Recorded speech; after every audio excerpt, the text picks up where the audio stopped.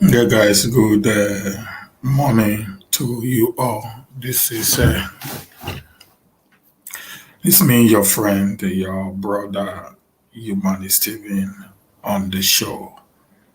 A very quick one this morning. As you all know, I just want to give us, one of the latest updates from the news desk. Yes, good morning from the news desk. And I hope you guys already had a nice, sleep. Just if you are here coming in, guys, please just press the share button. Let's share this word of freedom, and let's see how we can be able to invite as many people into the show. Please just press your share button and let's invite people in, and let's see the much we can do this morning.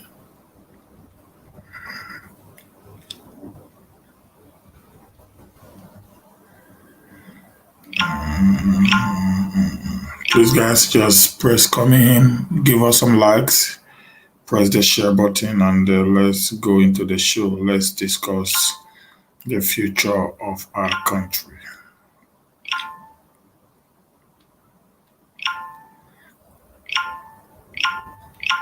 Nigeria needs help.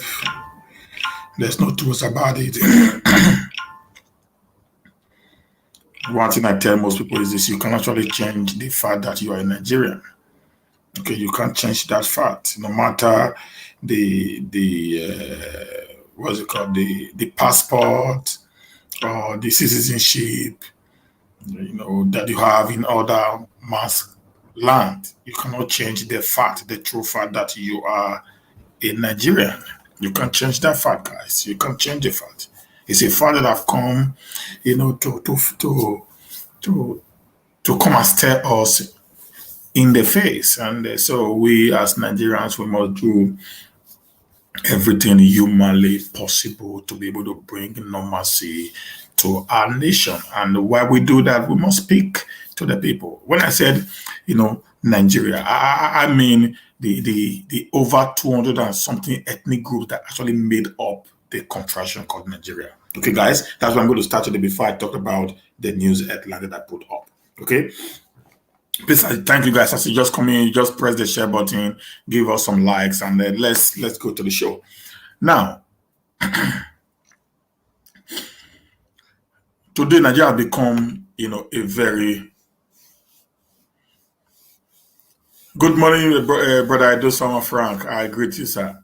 Nigeria have become a very, very uh, volatile state. There are two reasons. I was just doing some research this morning, early in the morning. I slept around 2 o'clock. I woke up around 5. And I was just doing some research, trying to actually know what is the cause of this recurrent problem of the Nigerian state. We almost begin to start thinking, where did we get it wrong? Was Nigeria actually put together? I'm going to use the word put together right now by the British government for it to actually succeed, or it was put together as a business contraction, or you can call it an empire. Because if we don't know, we will continually having this same mindset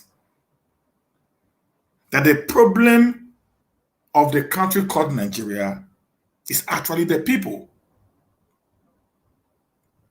Okay? But I want to make something very clear today in my analysis of what we are actually going through in this country, that the problem is not the people, the problem is the contraction. Not the people, but the contraction. Okay? Now, in the United Kingdom, for example, who are the people that actually, bundle up, this whole. Good morning, Enogie Collins. I greet you, sir. who actually, bundled up this whole idea, the British people, they actually practice the same system they brought on Nigeria. But the difference is this: the Londonians has the highest number of people, but yet every aspect of the United Kingdom has equal right. No matter the population of that geographical location in the United Kingdom. And if you also go to Switzerland, you can also get the same manner and way of operating a multinational country like Nigeria. In Switzerland, there is a rotation of the presidency or the prime ministership of the of the Swiss people around all the nationalities that made up Switzerland. Get it now, guys? So now, but when they brought the contraction called Nigeria on us, they vested the power on three major ethnic groups in Nigeria. Now, they decided to mop up what they call the minority groups into the three major ethnic groups. Good morning, Brother Francis. Good morning, my brother, Jolly. So they mopped up the other 200 and something ethnic groups into the three major ethnic groups. And we now have three regions that are made up the contraction called Nigeria. Forgetting before the fraudulent amalgamation of 1914 by Frederick Lord Lugard and his girlfriend Florence, we have kingdoms. We have kingdoms. We have empires in that geographical location called Nigeria. We have the Benin Empire. We have the Shekiri Kingdom. We have the Ijaw Kingdom. We have the Nupe, the Thieves, and all these different kingdoms were actually existing before the forceful taking over of our nation, of our nation, of our nationalities, our identities. Now, when they brought us together by force, without our own input, the Oduduwa kingdom. Thank you, sir. When they brought up, when they forced us together by this, without our own input, they give us no option if we want to be part of this contraction or we want to live independently. That was number one. Number two, after they forced us, you will remember the 1897 British invasion on the Benin Empire. That invasion was just done in order to make the Benin's to be part of the Nigerian state. Get it today, guys. That 1897 invasion by the British colonial masters on the Benin Kingdom was purposely done in order for them to be able to subdue the then powerhouse in the savannah, which was the Benin Kingdom. Believe it or leave it, guys. As at that time, the powerhouse of the savannah was the Benin Kingdom, because their prowess stretched up to Benin Republic of today, up to the Volta region in Ghana, far into the east, and the Atlantic.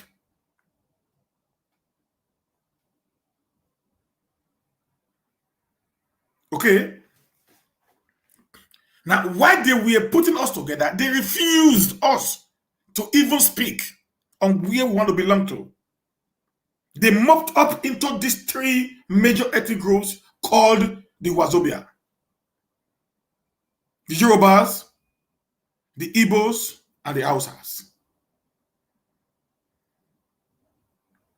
That was the beginning of the failure of the Nigerian state. What you are seeing today, I want to be very clear today, guys. What you guys are seeing today is, the aftermath of that very particular unfortunate action by Lord Lugard and the British government. There have been some kind of war, an internal war, since 1914 till today. We all know when the Middle Belters were fighting to disintegrate from the Major North. We all know when the then Midwest region, the Edo Delta, fought to disengage from the Western region. We all know what they call the Niger Delta today, because then Edo Delta was not part of Niger Delta. We all know how they fought to leave the Eastern region. We heard of how the Akobo people felt they were being treated somehow by the majority, what they call the majority group in the East. The same thing with the North, the same thing with the East, with the West. So this very particular issue had been reoccurring for the past 100 and something years in the contraction called Nigeria. Now here's the deal. Now the three major called what they called it, because in a normal setting, there is no major ethnic group. No ethnic group supersedes other ethnic groups. It is only in Nigeria that we still hear of major ethnic groups and minor ethnic groups. Edo was a nation of its own before the coming of the colonial masters. The Ijaw nation was there. The Sekiri nation was there. The Bibi nation was there. The Tif nation was there. The Nupe nation was there. Even the Hausa nation, the Fulani nation, the Oduduwa nation, the Igbo nation, they were all there. They were all existing before the coming of these people. These people were independently separated from each other. But the moment they decided to bring us together for their business empire, all they did was to take away our right as a nation and forcefully joined us together without not having us to express our fundamental human right as a people. When you force a guy to marry a lady that he never loves, you only give him a contract, a marriage certificate.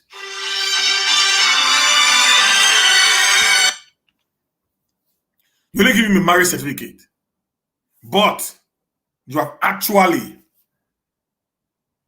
not solved the problem because the marriage might not work. Because they are two different set of people.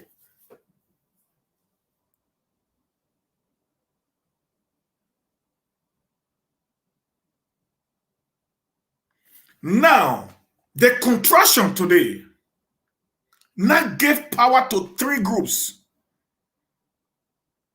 You're going to see where the problem is coming from.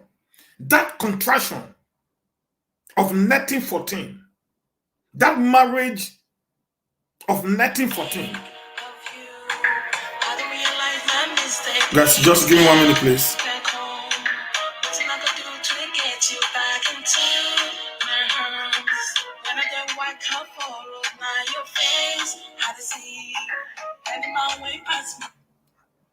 Hello, Baba. Me are laughing. I give you where we be. Okay, sir. Okay, sir. Yes, sir. Sorry, guys. It's one of my boss. Now, you know, they gave power to three ethnic groups from 200 and something ethnic groups that make up the Nigeria state. How do you think such a nation will ever have peace? I hope Muhammadu Buhari and his men will be watching this video clearly. Maybe this will help them to solve whatever issues that is surrounding that contraction called Nigeria. We are different nations, 200 and something nations bundled together by the British government under colonialism for their own selfish interests, not for the interest of the people of Nigeria. They decided to strip some of us our fundamental human right as a citizen of this world. And they forcefully added us to people that we have not the same culture with. I'm going to tell you why some people today believe that they have power. That's what I'm going, guys.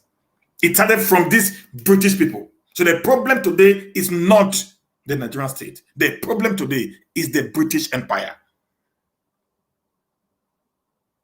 They didn't do the same to the Scottish. They didn't do the same to the Irish. They didn't do the same to the Londoners. The four nations that actually makes up this so-called union in the United Kingdom, they gave them different rights. But when they gave these three people power, these three people, I'm going to use them people now, these three ethnic group became the Lord of the Nigerian state. Let me shock you guys. During the 1953 parliamentarian sitting, where the youngest parliamentarian, which was about 27 years of age, late Chief Anthony Naro the Adolo of Urumi, from Edo State, and Ishama for that matter, raised a motion for an independence in 1957. We were told that the Northern Protectorates or the Northern region decided to walk out. Now, the northern part of Nigeria today, the one they call the North, is made up of many different ethnic groups. But they mop them together that the minority, those ones, the one they call minority, why did they call them minority? Because of their numbers. Not because of their irrelevancy, because of their number of people that actually speak the same language or dialect with them. That's how the white people, the British, began to define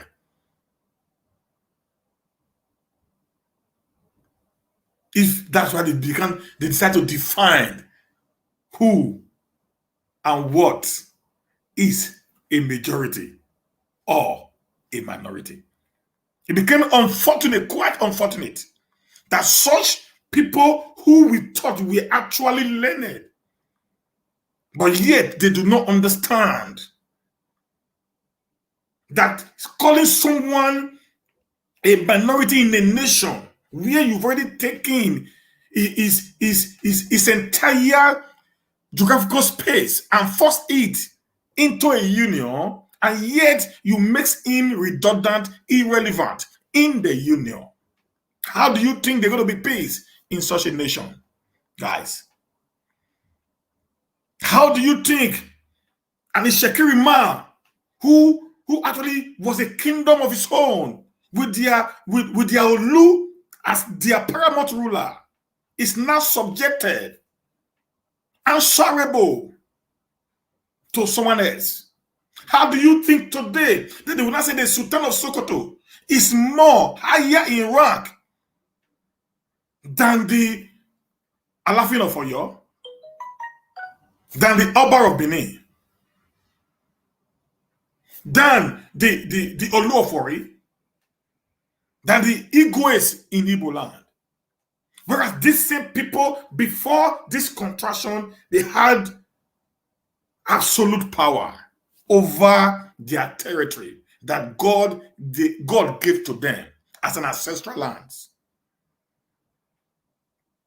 How do you expect peace and tranquility to reign in such an area?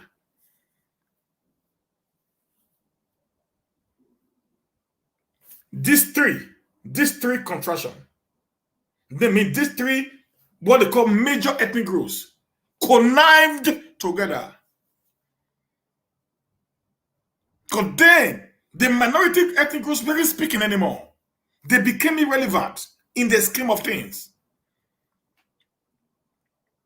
I'm going to say the minority group became a follower, a follow. What they call the minority, they became a follow. Today, you don't hear Afenifere man. He just decided to take up arms against the government of Nigeria under the resource control agitation that actually brought Ijaw to the limelight today. Ijaw became known in the section of the Nigerian state today because they decided to fight their way out of that cycle of oppression.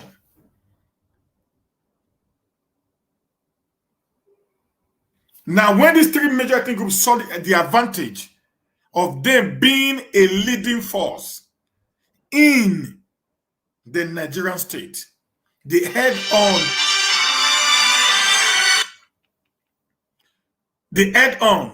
to that very particular arrangement. They head on to that very particular arrangement without not giving up. Because it actually favored them. It makes some people second class, third class, fourth class, fifth class, and it makes them the super class in the nation called Nigeria. That is why if you hear today, when they talk about rotation of power, they said between the north of the Hausa Fulanis, the west of the Yorubas, and the east of the Igbos. Then they call the South the minority. So how do you think a child or a king whose domain was captured is now being made to serve another king, and you think they're going to do peace? These three major ethnic groups head on to that contraction of 1914 till 2014. At 2014, that was where they would have actually sat down to renegotiate this contraction called Nigeria. But you know why they refused to do that? Because it actually favored the Wazobians. Believe it or leave it, guys.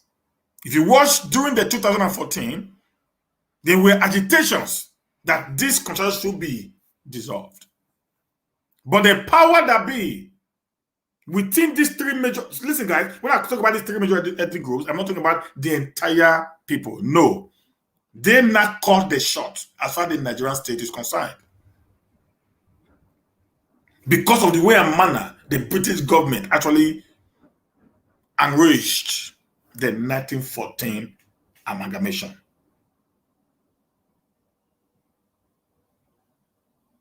So they refuse to budge, knowing fully well if they do, they call for a round table talk, they're going to be, a snow diving of the status quo that they have enjoyed in the last 100 years under the fraudulent amalgamation by Lord Lugard in 1914.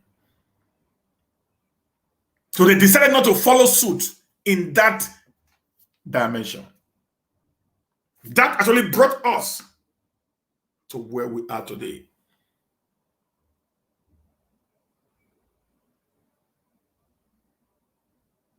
They gave power to three people, to three nations, in a nation that is comprised of over 200 and something ethnic nationalities. How will there be peace, guys? How will there be peace? You can't solve an issue when you make me a second class, even in my state. People are crying today. You hear these guys? We must tell ourselves the truth today. The East are crying. The Yorubas are crying. But they have to understand, the people they call minority have been oppressed for over 100 years.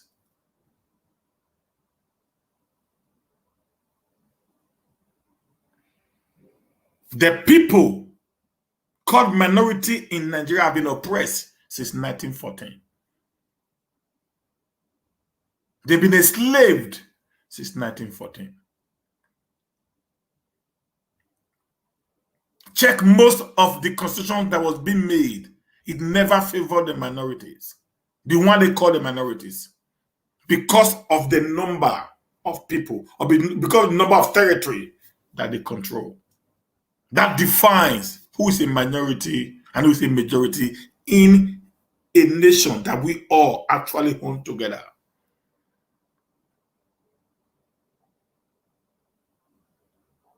Before the invention of oil in 1950 something at Oloibiri,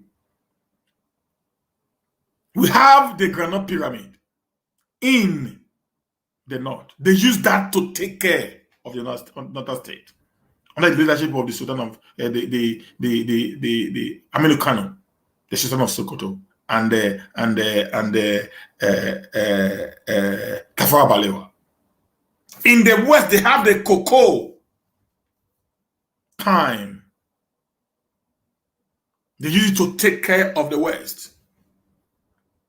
In the east, then they had the palm oil.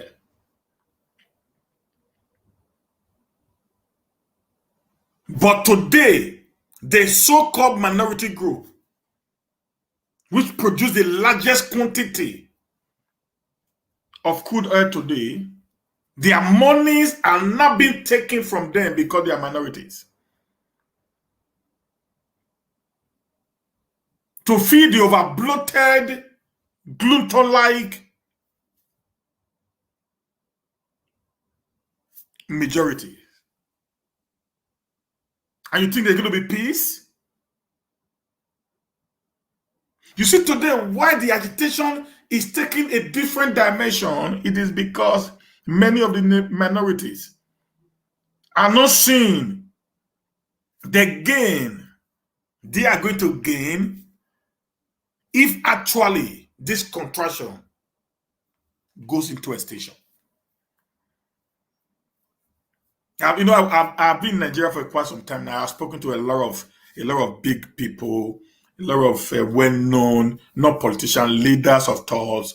And one of the things they told me was this: son, we know what you guys are doing. You guys are doing a great job. But can we actually be able to sustain the system that we have today? That is why many people actually believes that the only way out of this logjam is a referendum. A situation whereby every ethnic nationality will sit together as equal stakeholder in this nation.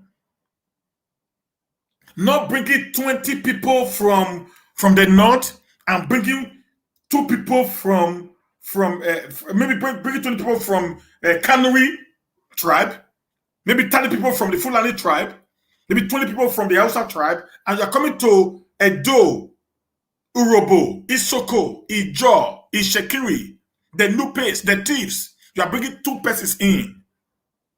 No.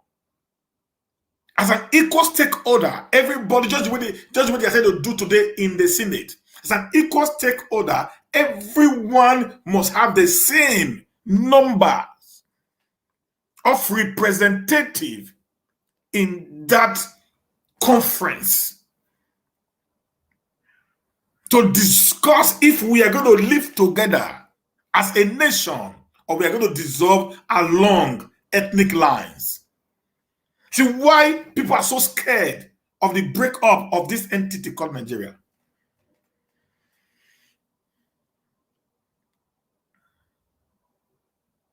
They're really scared because, listen, guys, the Fulanis, the Hausa Fulanis that we all talk about today, are not as powerful as some of these minor ethnic groups in Nigeria. Believe it or leave it, guys. The reason why today you see the minority are not actually agitating, it is because they do not want to fall again into what they've experienced in the past. Because the government that brought this whole contraction today that is no more working made a mistake from the beginning. When the government said there is unity in diversity, that is true.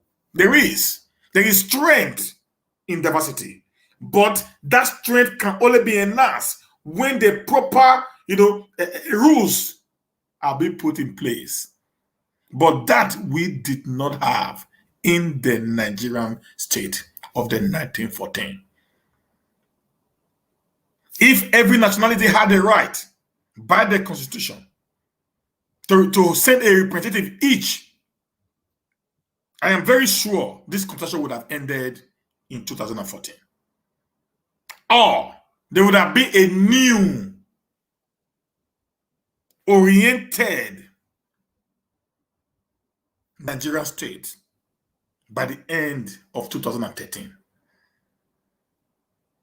But because some few had the superpowers, while others are the followers, it makes it impossible for there to be a sit-up in order for us to have a discussion on where we'll go. Remember during the 2014 conference, national conference, there was many times that the Hausas, they call themselves the Northerners, left, refused to agree with the South. You see, now they were not beginning the South and the North. That was one hell of an agenda of underdevelopment by the British government.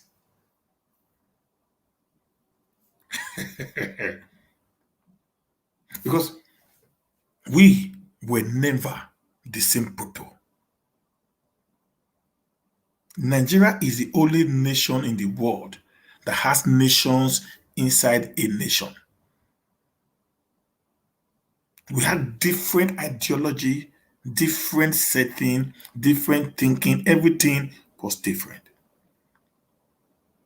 When they had put us together, they would have made it also very important that no one is bigger than the other. But rather, they decided to divide it along geographical line, not along ethnical lines. So they mop up those small ethnic groups by number or by land space into the major ethnic groups and made them redundant and irrelevant. That is the genesis of the crisis of today.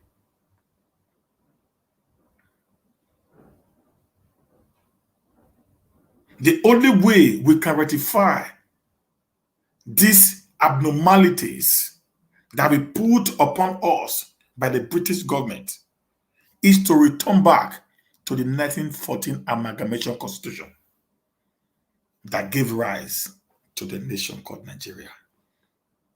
Not the 47, not the 53, not the 57, not the 60. Those ones are inconsequential. The foundation of the nation is where the fault lies, and we can only get a true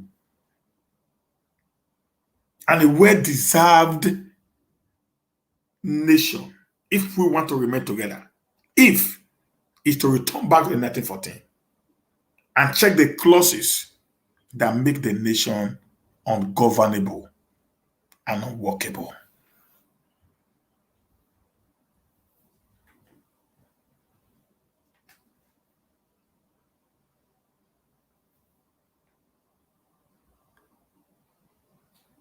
Until we do that, this nation cannot work. But do you know why they will not do it?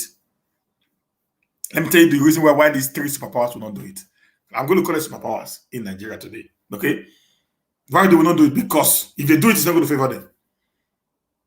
The nation Nigeria is going to split into tiny, tiny geographical nations. Or if they decide to also come together as a nation, they are going to come with something. They're going to come with something that is quite completely different from the ideology of this group of people. So they understood that. So they felt there is no way they can go that way. So all they are doing today is to see how they can mop up together this whole ideology of we remaining one Nigeria. And I'm also going to speak to my brothers in the East, the Biafras, and my brothers in the South, in the West, the Oduduwas. In forming a nation, I'm coming from 1914 right now. Guys, listen to me today. Let me try to, do a lot of analysis. I'm coming from 1914. Now, let me go to the Biafra nation today. I'm going to say, I've said it many times, Mazi Nnamdi Kanu have done marvelously well. I give him kudos. He has actually woken up the sleeping giant in the Nigerian state. He actually woke up the Yorubas today. Yeah. He actually woke up the Middle Britons today. Yes. He actually woke up the Edos today. Yes. When they just fought, they were fighting for resource control, not secession. So I would say they actually started this agitation. Okay? No. When they kind of started agitation, most of them actually did it. So I'm gonna give kudos to the Igbos, to Wazirike, and to the IPOP family for the awakening that they've done in the last few years. Okay. Now, having given them such a wonderful accolade, now I want also them not to make the mistake of the British government in 1914. When a nation is being formed, a nation is formed based on dialogue, compromise, agreement, and disagreement. Why the nation Nigeria isn't working today, it is because these four ingredients that make up a prosperous nation was never brought into the table when the British joined us together. Now, today, I just heard Wike saying we are not part of IPOP family. We are not part of the Biafra family. Guys, hear this very clearly. Go do a negotiation with the people. The people will decide where they want to belong to. Let us not forcefully incorporate people into our planned nations, because we're going to end up in the same way that we are today in this failed contraction called Nigeria. The reason it's not far-fetched. We might succeed in having a Biafra nation. It's a beautiful nation. Like I told most people, I said Biafra, they are just like the Japanese, the Chinese, the Indians, the Singapores, all put together in a nation called Nigeria. In a nation, they all put together in one contraction called Nigeria. We know that. They are industrious. They are high tech in industrialization and technology is second to none in Africa. No need about that. An illiterate in the East has more technological knowledge than a professor in the West. I mean it. Yeah. A guy who did not go to school in the East has more technological knowledge than a guy who actually is a professor in mechanical engineering in the West, in the North, or in any other part of the nation. That we can't take from them. But if we want to get a prosperous and a peaceful nation like other nations of the world, we must embrace this very particular system I'm about to introduce. Let there be proper negotiation with every ethnic group that makes up the Biafra region or the Old Eastern region. Not by force, but by negotiation. If an ethnic group says, well, I don't want to be part of Biafra, all you need to do is to tell them why Biafra will be the way out. Then when you are doing this, you also try to put up a framework on how this will work perfectly well without not being hindered along the line, like we had in the 1966 coup that actually altered the ruling program or the government program of the Nigerian state. Okay, which has brought us to where we are today, whereby power is not being concentrated in the house of one man. Anyone anymore because the president of Nigeria is like a demigod today. But that was not what it was before the 1966 coup. Okay, guys. So now you don't force these people. You try to negotiate with them. Why they should. You must be able to convince me why I should accept your new idea. I'm very sure people might not like this, but that's the truth. Discuss. Let there be a discussion with the people, not confrontation.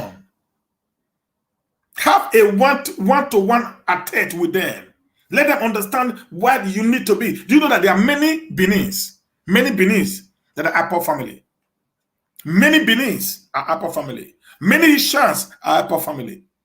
Whereas many Igbos refuse to be Apple family. Igbo-speaking people. No, the difference is now people are not being able to convince these Benins, these Ishans, these Ijos, these Shekiris, Ibibios, Robos, the Tiv, the Lupes, on the workability of the new rising sun nation called Biafra. Many guys are on ground doing the groundwork, talking to people, telling them the tit-tats of what will become the Biafra nation if they decide to support us to have our freedom.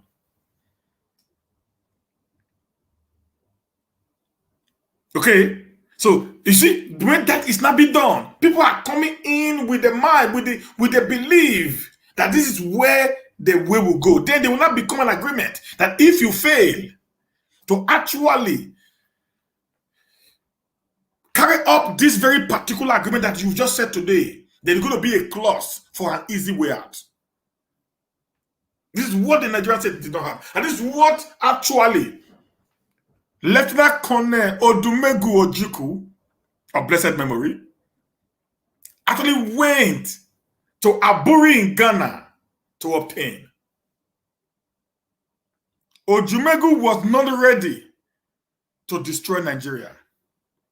Ojumegu was not part of those who wanted Nigeria to actually break. No.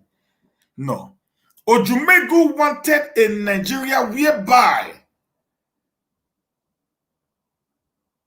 every nationality, particularly the East, we have a say.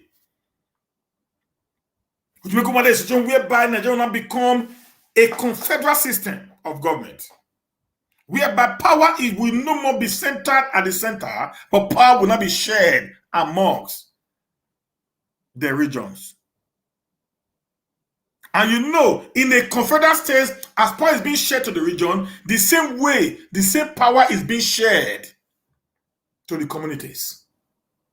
Yes, guys. So the confederate system of government does not just, okay, only the central state doesn't have power. Then the region or the states have so much power. No.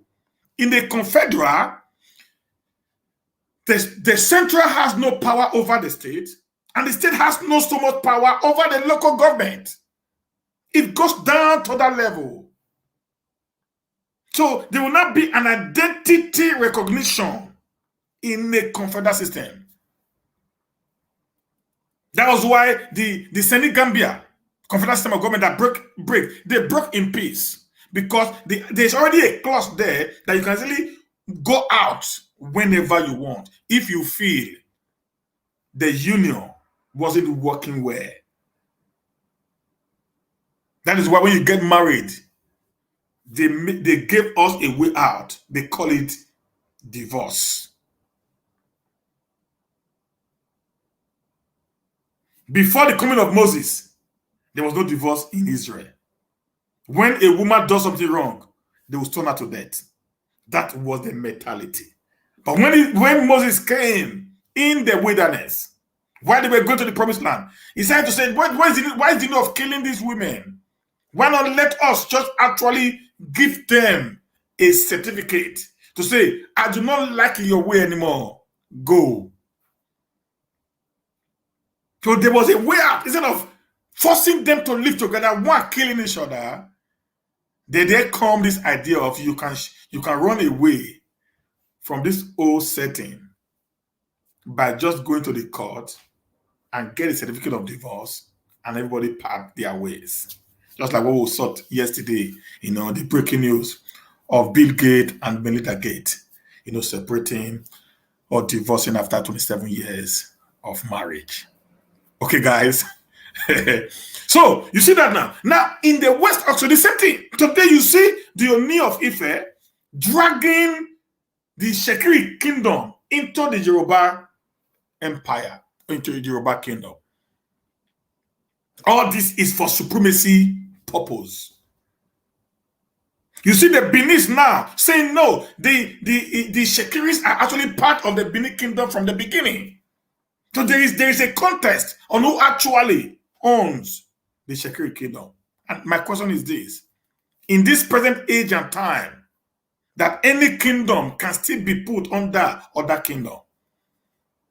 The Warri kingdom, led by the Shekiri people, have been existing for years. In the 21st century, nobody will say this kingdom is still under our control. During the time before the coming of the colonial master, the Shekiri people were actually independent. They only pay homages to the Benin kingdom, but they were not under the control of the Oba Benin at that time. Do you know why they are doing that? It is for supremacy purpose. It is the fraudulent 1914 that give rise to this, power tussle.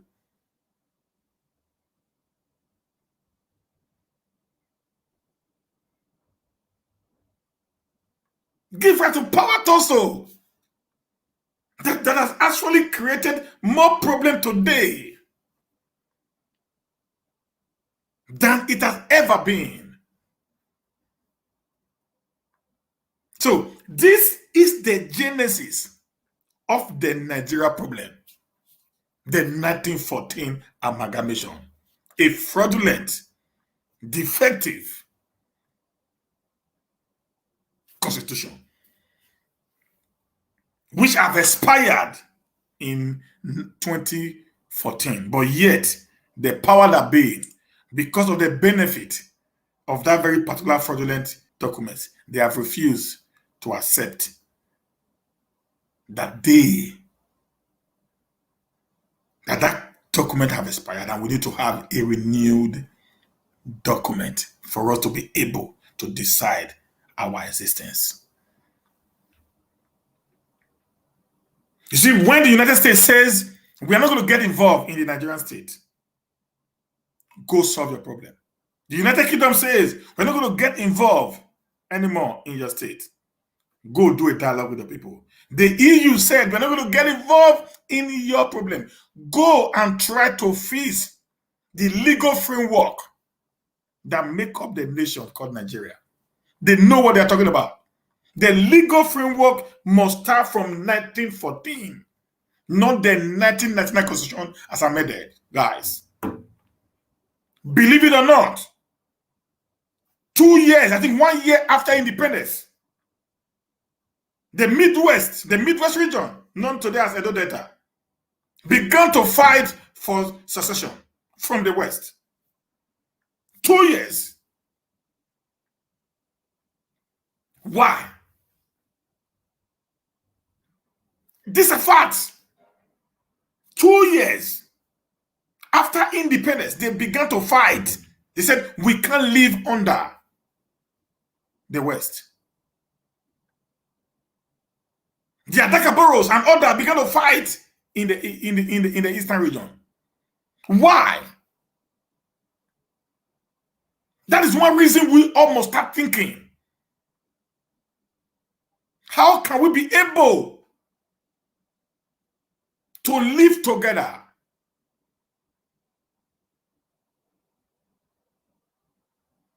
Even if we decide to have the Biafra, the Oduduwas, and the Harawas as the agenda divide, the entire nation to be. Where do you place now the so-called minorities of Nigeria? Where do you place the Shekiris? Where do you place the Bibios, the Thieves, the Nupes, the Edos, and many other little languages, little ethnic groups that was in existence before the forceful marriage of 1914? Until we get this clearly out to the people, the Nigerian state will be completely impossible to progress. Neither can we be able to get what we want from it. Because when there to be a divorce in a home, the entire component that make up the home must agree, which is the husband and the wife. The wife cannot sign a divorce paper to the husband. If the husband refuses to sign it, it takes the lawyer an extra strength and extra work. It takes the judge an extra work to actually approve such a divorce. Okay? Except you have to go into legal battles. So, you can have it just like Gate and Melody are doing now. They're having a very peaceful divorce.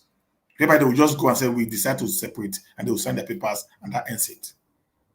But they can be some because of the disagreement between the two components that make up that union.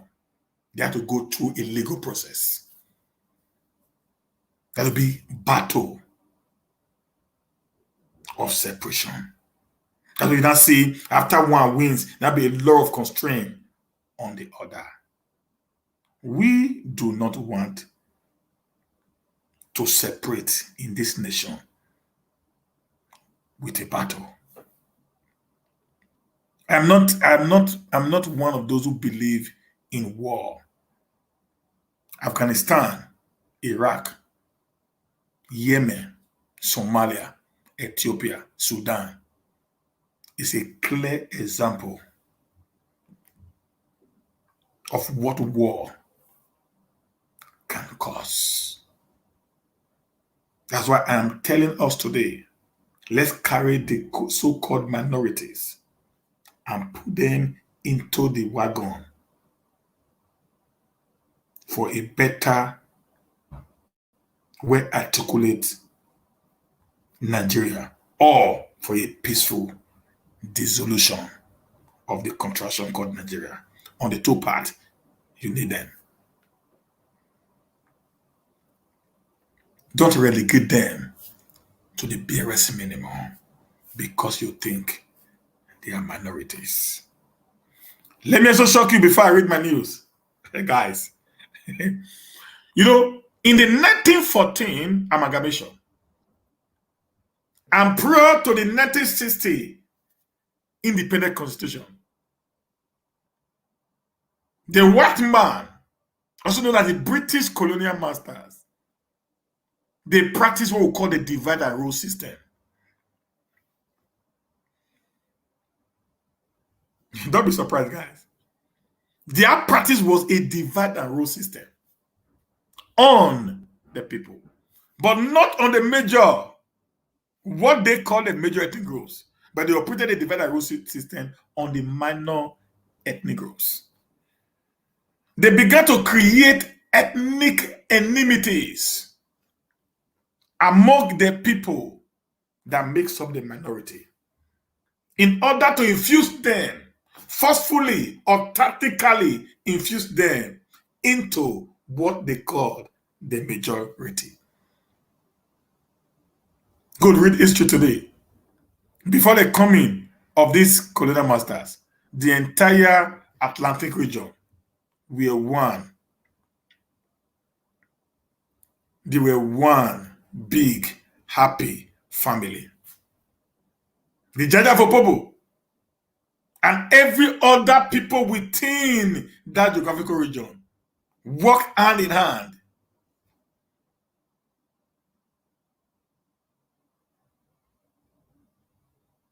But when they were coming to Benin, they understood that these minority groups were so much together. They decided to use some of the people from this region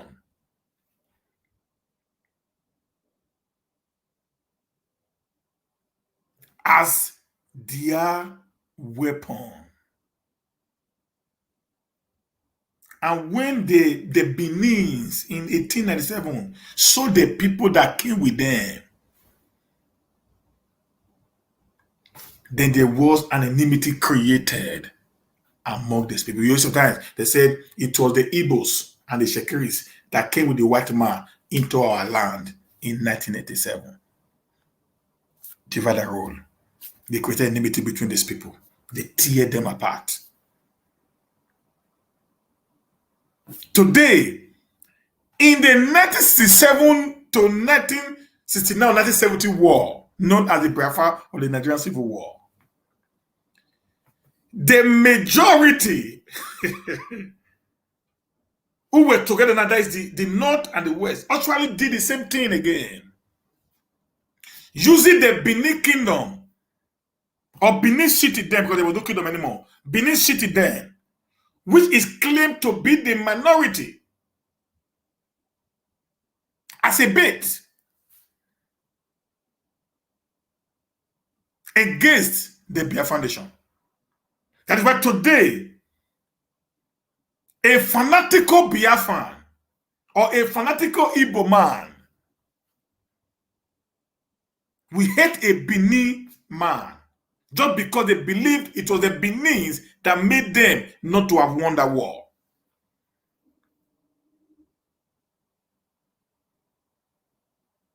These so-called superpowers actually got this whole idea from their colonial masters on the divide and rule system. And today, by 2021, the same system is still applicable in Nigeria. Anytime there's an issue, they operate a divide and rule in order for them to be able to get the so-called minority onto their side. So they will not have a majority. So you see now, they need the minority to have a majority. Therefore, there is no ethnic group in Nigeria that should be called majority.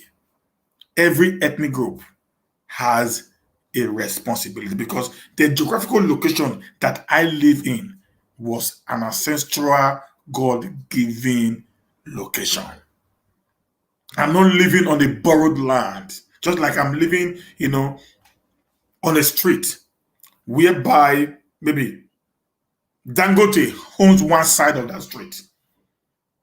And I have one house on that street. That does not make me a tenant in the street. I am a landlord. Doesn't matter the kind of house I lived in there, but I remain a landlord. So when there is a meeting of all landlords, I will come out and speak my mind as a landlord. Every ethnic group in Nigeria are landlords of their different ancestral locations. They should be treated as such in order for us to have a peaceful coexisting Nigeria or a peaceful dissoluting Nigeria. Any of the two, they are the deciding factors. These people will come and know you today, they are deciding factors. Yes, they are the deciding factors today. Do you know also that the 1967 to 1970 war in Nigeria was not won by the Hausas? Do you know the 1967 war was not won by the Yorubas? The truth of the matter is the 1967 war was won by the minorities. Go check history, guys. Lieutenant Colonel David Ejo, the then military administrator of Edo, was from the minority. The then Lieutenant T.Y. Danjuma was from the minority. These guys who actually did the havoc during the Nigerian Civil War were not the majority. They were the minority. Olusegun Obasanjo only came to the limelight when he decided, when the time Philip Ifeong decided to surrender to the Nigerian troop. That's when Obasanjo showed up and take the olive tree and peace restored back to Nigeria. But the guys who actually fought the war were the minorities. So they have a very, very important role to play in the Nigerian state of today. If only the so-called majority will listen to this kind of advice from a small boy like me. So, having said that, let us go to the news headline. The first I'm going to read is from my father. I love this man very well. He's about 90-something years old guy, but yet he speaks as if he's just 12 years old. Say nobody has confidence in Buhari, let alone pass vote of confidence. Let alone pass vote of no confidence. The Afenifere leader, Chief Ayo Adebanjo. Okay. So leaders of the Yoruba socio-political group Afenifere, Chief Ayo Adebanjo, says the president, Major General Muhammadu Buhari, retired, has lost control of the country's leadership, adding that nobody needs to pass vote of no confidence in him before the whole world knows that he has failed Nigerians. The 93 years old, and all our people are on social media doing saga, disgracing, particularly the Edo people. I'm so ashamed. Sorry, guys, I have to deviate a little bit. I'm so ashamed when I go on social media seeing what my people are doing.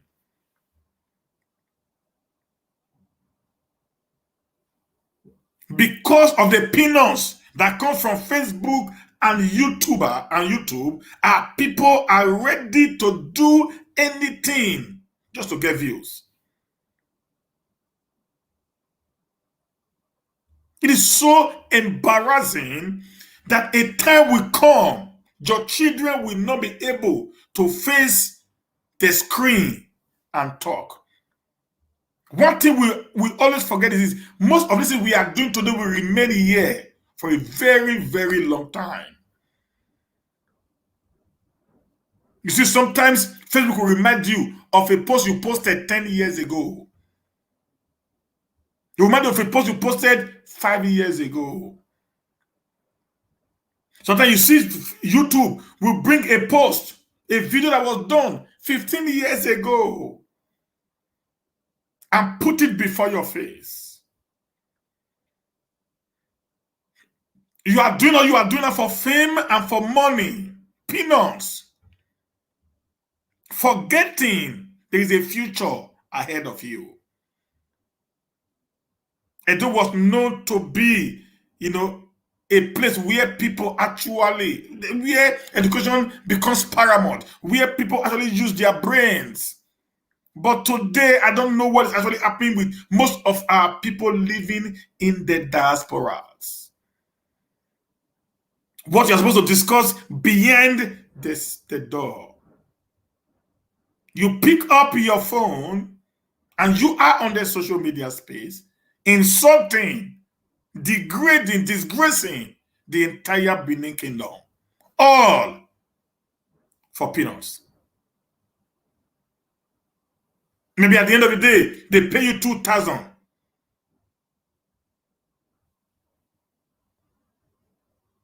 They pay you 2,000 euros or dollars, and you jump on it. Guys, wanna wake up. Wanna wake up. Let me continue so that they will not take me away from my show. Now I said it was reacting to claim by presidential spokesperson Femi Adesina that destructive elements were recruiting ethnic groups and politicians with the motive of convening conferences where a vote of no confidence will be passed in the president. This Adesina of a guy, I don't even understand what his problem is.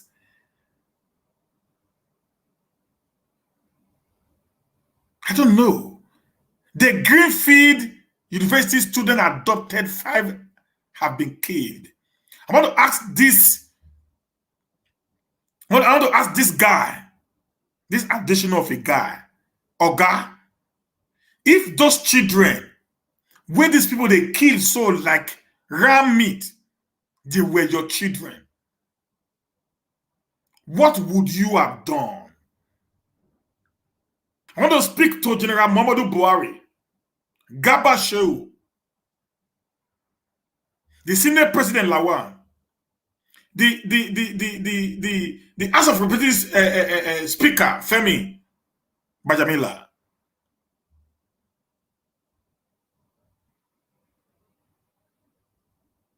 and all these leaders today, if they pick children that will be kidnapped and their parents be threatened that they are going to be killed their children today, do you know what it takes to train a child to the level of being a university graduate or undergraduate, as the case may be right now?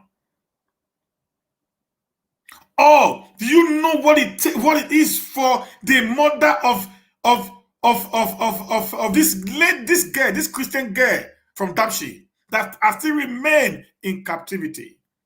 If she was your child, will you be sitting there saying what you're saying? Do you know what the pain that the mother of the Chibok girls are still passing through, where they hear every day that their children have given birth? Yeah, thank you, Leah Shaibu. When they know that their children have given birth without their consent, without their input.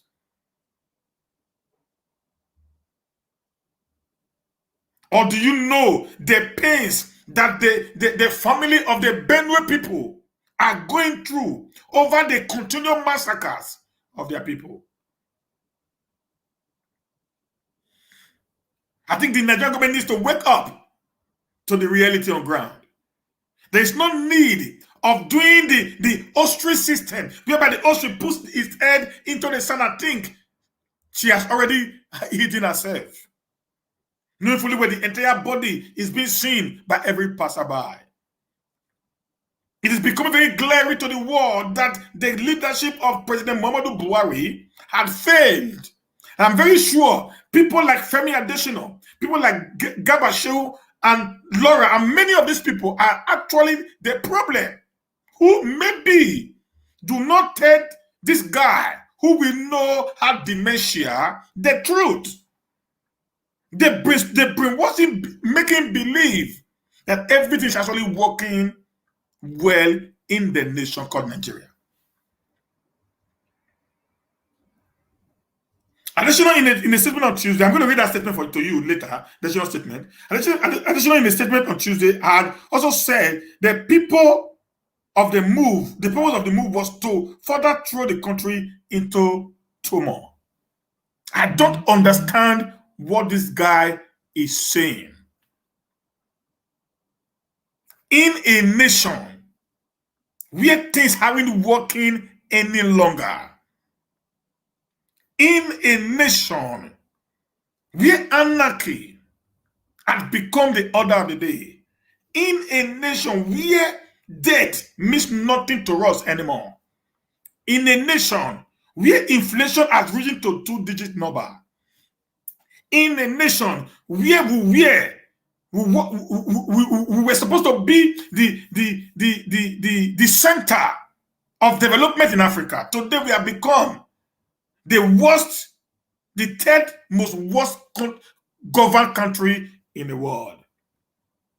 In a nation where the four most dangerous, terrorist organization actually resides. In a country where today we are now the capital of poverty in the world.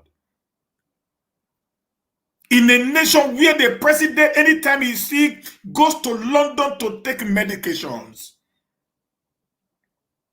In a nation whereby power, the epileptic power had remained unchecked. In a nation where over 150 million, 100 million Nigeria are in extreme poverty. In a nation whereby over 11 million or so children are out of school children. In a nation where it becomes next to impossible for people to have 001 or 100 or 010 meal. In a nation where people live below $1 in a day.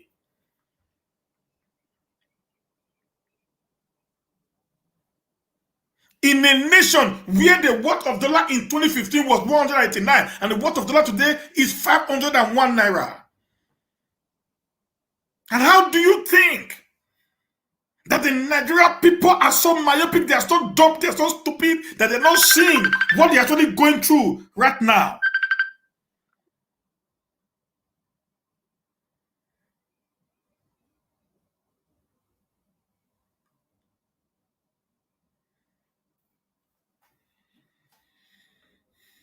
But speaking with Punch on Tuesday evening, the Afenifere leader said the president already failed and there was no need for any group to gather anywhere to pass a vote of no confidence in him. Adebanjo, who described the 1999 constitution as a fraud.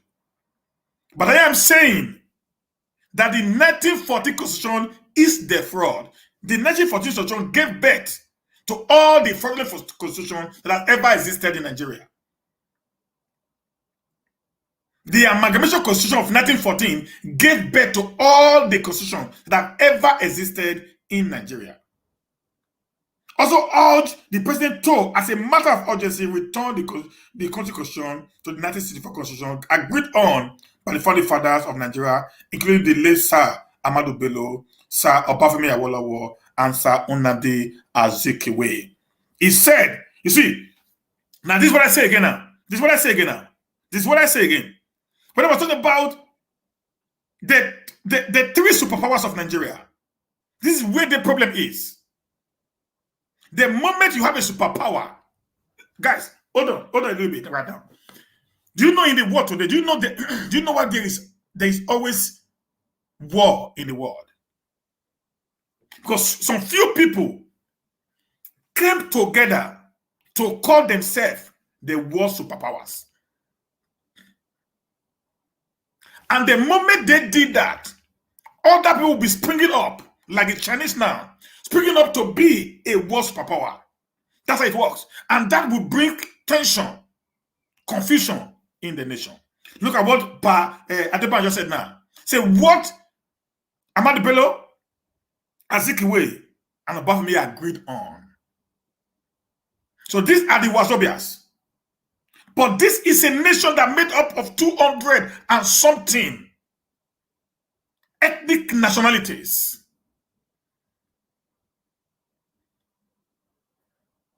We must recognize the least ethnic group in Nigeria as a major stakeholder in the contraction of Nigeria before this nation can have peace.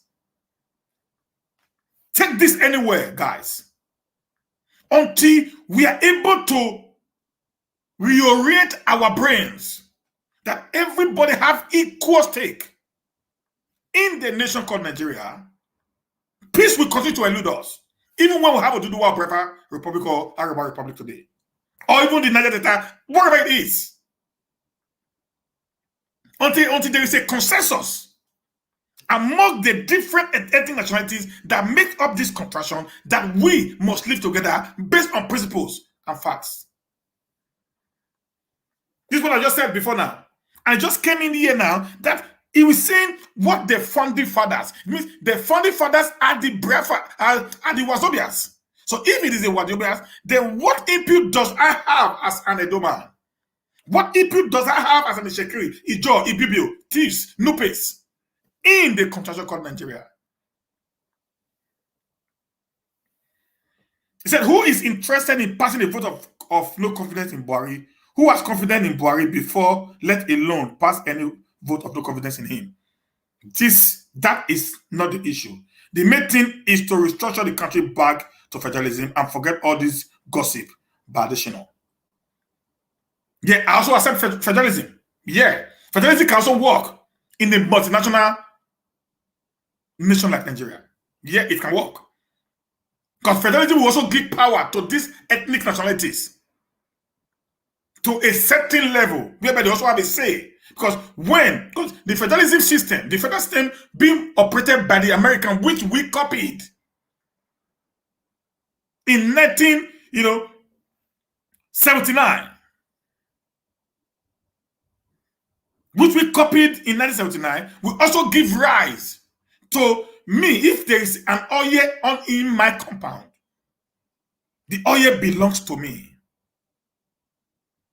I'm only paying royalty to the federal government. If they bring that in, yeah, but they must bring what we call a true and an honest federalism. Not federalism whereby power is being taken to the central and be distributed to the state, and the state will keep the entire power at the center of the state. Then when the power gets to the state, the power must go down to the local government. And when the power gets to the local government, the power must go down to the communities and the ethnic nationalities that makes up the local government. Then and then only, that peace and tranquility will return back to Nigeria or any of the secession nations of the future. Okay, we don't have to pass a vote of no confidence for the world to know we don't have a confidence in Buhari. I don't know of any group who want to take over the government, but I know of those of us who want the country to be restructured in a peaceful manner. Those of us in Afenifere and all other groups in the South who are agitating for restructuring are the friends in Nigeria. Are the friends of Nigeria, are the friends of Buhari. I hope it is not too late for Buhari to realize this, he added.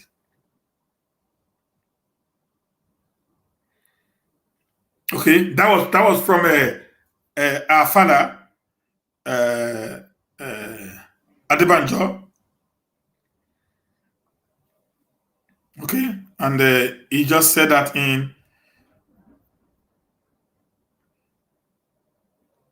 there is one I want to give us right now. Now this was actually the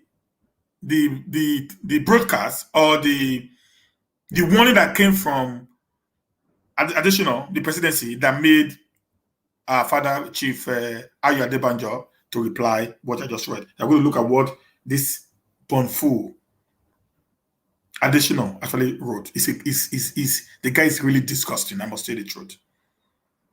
I must say the truth. These group of people are people that actually make people to believe that the West are traitors. The guy sold himself to the devil completely because of the little thing that is actually benefited today. So presidency warned of plot to throw Nigeria into turmoil, forced on democratic change of government. They always insinuating. The presidency has raised an alarm over the plot by some disruptive element to throw Nigeria into turmoil. Presidential spokesperson Femi Adesina, in a statement issued on Tuesday, said the aim of the disruptive element is to create a situation whereby a vote of no confidence will pass on President Muhammadu Buhari. I've already explained that anyways. Further, unimpeachable evidence shows that these disruptive elements are now recruiting the leaders of some ethnic groups and positions around the country with the intention of convening some sort of confidence, where a vote of confidence, convening some sort of conference where a vote of no confidence will be passed on the president, thus throwing the land into further turmoil, the statement partly read. The caterwauling in recent time by this element is to prepare the ground adequately for their ignorable intentions, which are designed to cause further grief for the country. The agent provocators hope to achieve through artificial and sleight of hands what they failed to do through the ballot box in 2019 election. Sometimes I wonder if the APC are actually living in the moon. I swear. I wonder if these guys are actually living in the moon or they are living in this part of the world. I don't understand. In a nation where things are happening to the glare of their eyes, the Nigerian state was not as bad as this when everybody say Jonathan must go. It was not as bad as today. But yet these guys will come out to find every way to make the president the victim. So Gabashew, Femi Adesina, and all the spokespersons and all the APC leaders and the governors, they see Buhari as a victim and see we Nigerians as the victimizers. Oh, my brother. Yeah, they see us that we're the one victimizing Buhari. So they see Buhari as the victim. You see what is writing? So he said, we want to remove Buhari because we didn't win the election in 2019. Bros, wake up. Is this the 2015 government that Jonathan left for you? Is this the 2015 government that President Jonathan left for you? Did you guys not say in 2014 that subsidy is a fraud? There's nothing like subsidy.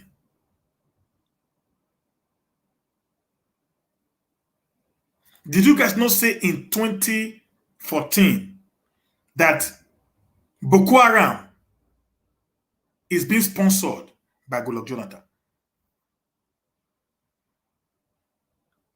Did you guys not say in 2014 that the killing of Boko Haram is the killing of the Northerners in order for Jonathan to win election? Today, Jonathan left government when bag of rice was 8,000. Today, a bag of rice is 30-something thousand. Jonathan left government when a bag of cement was 1,300. Today, a bag of cement is 4,200. Jonathan left government when a fuel was 87. Today, fuel is 100 and something naira, going up to 212. Today, Jonathan left government when we only have one insecurity challenge in Nigeria called the Boko Haram. Today, we have numerous uncountable to the point we now have a security challenge called the unknown gunmen. The unknown gunmen. So we have the Boko Haram, we have the ISWA, that is the ISIS West Africa province. We have the bandit. We have the Fulani herdsmen. Now we have the unknown gunmen. This is a new one now. They are called the unknown gunmen. They give us a new phrase for these people, the unknown gunmen. So when you are dealing with these people, know that we now have what we call the unknown gunmen. This all came under the government of Buhari. In Jonathan's time, we only have one kidnap case, the Shibo girls, which you guys actually trumpeted all over the world. You were in London, you were in you were in US Parliament, you were in the European Parliament, criticizing the government of President Goodluck Jonathan. Today, kidnapping of students are becoming a norm in the Nigerian setting today. To the point that, like Mohammed said, it's not only in Nigeria that kidnapping is taking place. So it's also taking place in America. So they are not trying to actually defend the indefendable. So he recalled that the Department of State Police on State Service on Sunday alerted on sinister move by misguided element to wreak havoc on the government's sovereignty and the corporate existence of the country. Why are you guys so feared? Listen, nobody wants to wreak havoc on Sweden. We are living. Nobody, no Swedish want to raise harm against the Swedish state. You know why? Because there's equity, there's fairness, there's justice. Even to those of us who are not even from here, who came here by nationality. They treat us the way they treat their people to some reasonable extent anyways.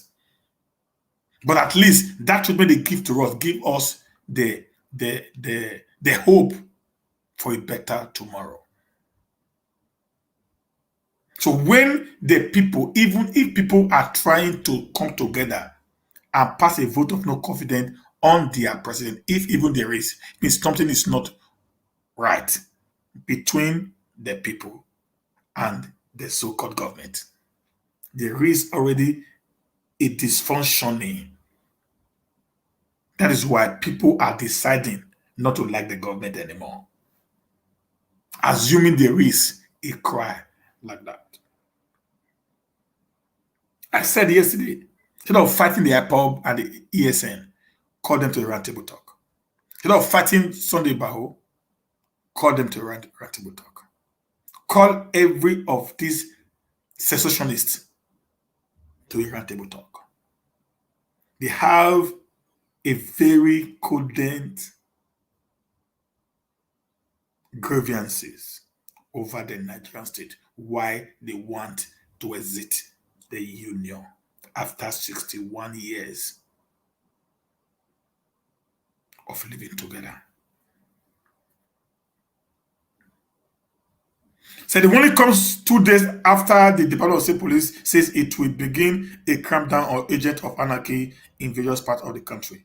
This is in a statement on Sunday by a spokesperson, Peter Funaya, faulted those said to be creating instability through comment that threaten the sovereignty and corporate existence of the nation.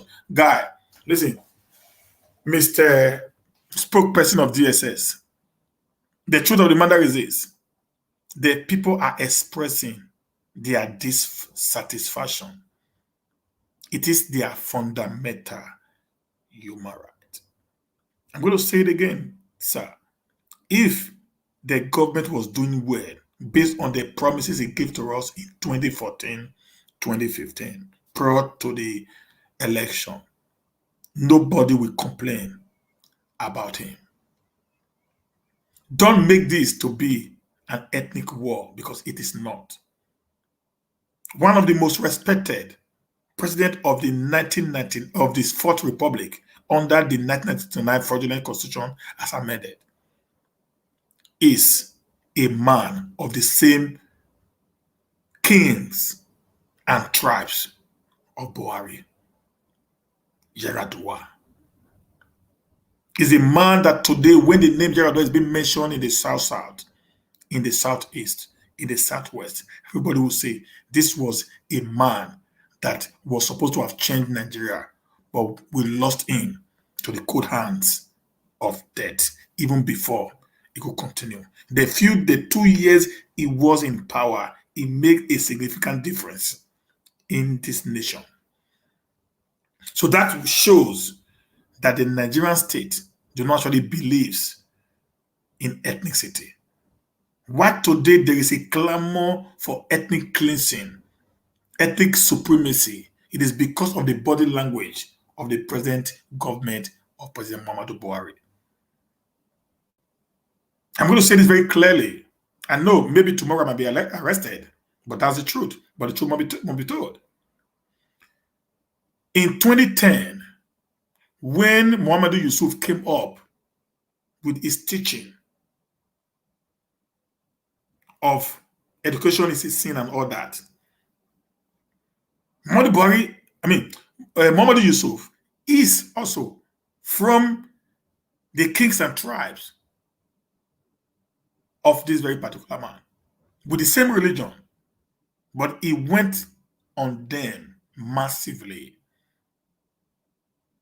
to end insurgency that was about to be bettered in Nigeria. He knew, because he is a Muslim, he understood the consequences of this radicalized preaching of Islam, of Islamic, religion. He understood that people can easily be brainwashed into believing some of the things that these preachers will be telling them. Unfortunately, some people within the government that actually use these guys against the state decide to quickly eliminate them before they will start spilling the beans or letting the cat out of the bag. It was that extrajudicial killing of Muhammad Yusuf and many others that actually gave rise to Shakau and the today Boko Haram, who has become a thorn in the flesh of the Nigerian state. So when the citizens are not crying, we are tired. Listen, why are we not even, we that lives in Europe today, why are we not crying against the government of Europe? Because they are not treating us that bad. We are enjoying the benefit that they are enjoying to a reasonable extent.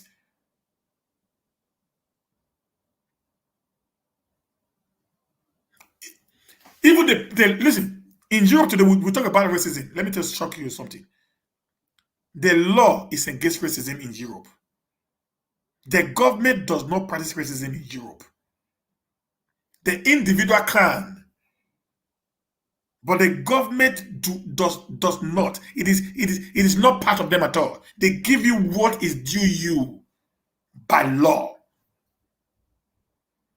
And that's why none of us rise up, even the city does not rise up against them. So when the citizens are not rising up against its leadership, it means something had gone wrong. It means there is something that the government is doing that there is a dysfunctioning between the government and the people. So rather than you people threatening them, needs to know why are they agitating to leave the nation called Nigeria after 61 years. Come on, guys. The Nigerian Civil War ended 50 years ago, for goodness sake. The Igbos have lived in this contraction called Nigeria for the last 51 years. A child who is 51 years today is now a grandfather. Some today they have children that is around, there's even a local government chairman.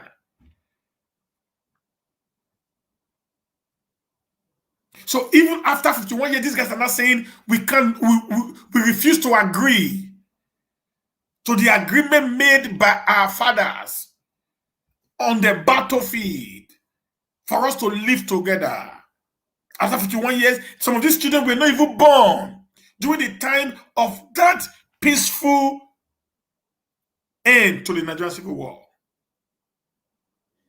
Is it not very clear that you need to ask them, my children, why is this new system coming up? What has actually happened? What has changed within this period of time? Rather than threatening them with fire and brimstone. It also condemned what it called the unnecessary criticism and activities of some religious and political leaders who have either called for a forceful change of government or mass action against it. Oh God. They just want everybody to praise the government. Now, where is now the position of the opposition? They want people to say good about the government that is actually not working for them.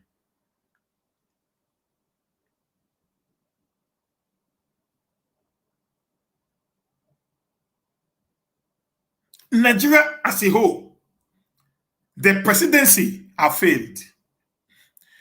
The 36 state governors have failed. The 770 something local government chairmen have failed. The entire councillors have failed. The Christian leaders have failed. The Islamic leaders have failed. The traditional leaders have woefully failed. The unions have failed us. The activists, all sector of the Nigerian state have failed the masses. Nobody's exempted. All of them have failed. The level we are today ought not to be where we ought to be.